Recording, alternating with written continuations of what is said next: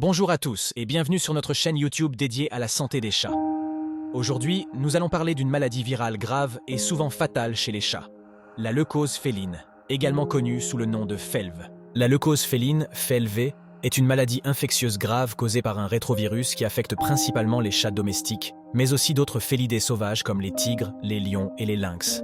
Ce virus se transmet par contact direct avec la salive infectée, par morsure, léchage, partage de gamelles, ainsi que par lactation, voie transplacentaire et transfusion sanguine. La leucose féline est potentiellement mortelle. Elle affaiblit le système immunitaire, rendant les chats vulnérables à diverses infections secondaires et maladies graves. Très contagieuse entre chats par contact direct, la leucose féline se transmet principalement via la salive.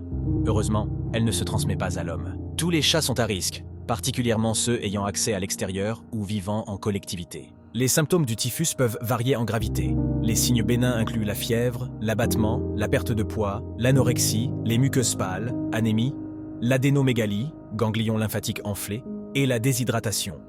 En avançant, les symptômes peuvent devenir plus graves, avec des signes tels que l'anisocorie, pupille de taille inégale, le syndrome de Claude Bernard Horner, la tachycardie, le souffle cardiaque, la tachypnée, la détresse respiratoire, l'uvéite, inflammation de l'UV, la midriase, dilatation des pupilles, la stomatite, la diarrhée aiguë ou chronique et l'ictère, jaunisse. Si vous pensez que votre chat présente des symptômes de leucose, il est crucial de consulter rapidement un vétérinaire pour un diagnostic précis et un traitement approprié. Il n'existe pas de traitement spécifique à administrer soi-même pour la leucose féline. Le vétérinaire pourra prescrire des soins pour traiter les complications et infections associées, telles que des antibiotiques pour les infections opportunistes, des chimiothérapies pour les lymphomes, et des traitements pour gérer l'anémie, comme l'administration d'érythropoïétine ou de darbepoïétine, et des transfusions sanguines périodiques. La meilleure façon de protéger votre chat contre la leucose est de le faire vacciner. Consultez votre vétérinaire pour établir un calendrier de vaccination approprié.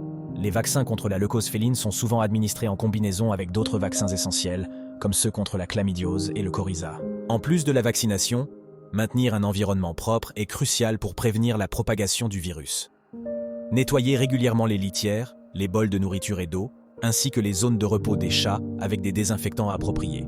Réduire le nombre de chats dans les élevages et les foyers comptant plus de 100 chats peut aussi diminuer la pression virale et aider à contrôler la propagation du virus. Utiliser la balance Freya peut être une aide précieuse pour surveiller la santé de votre chat. Placée sous la litière, elle détecte les changements de poids qui peuvent indiquer des problèmes de santé tels que des troubles urinaires. En vous alertant avant l'apparition des symptômes, la balance Freya peut vous aider à prendre des mesures préventives pour maintenir la santé de votre chat. N'oubliez pas que la santé de votre chat est entre vos mains.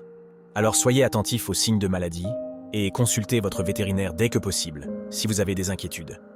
Merci de nous avoir suivis et n'hésitez pas à poser vos questions en commentaire. Nos assistantes vétérinaires vous aideront du mieux possible.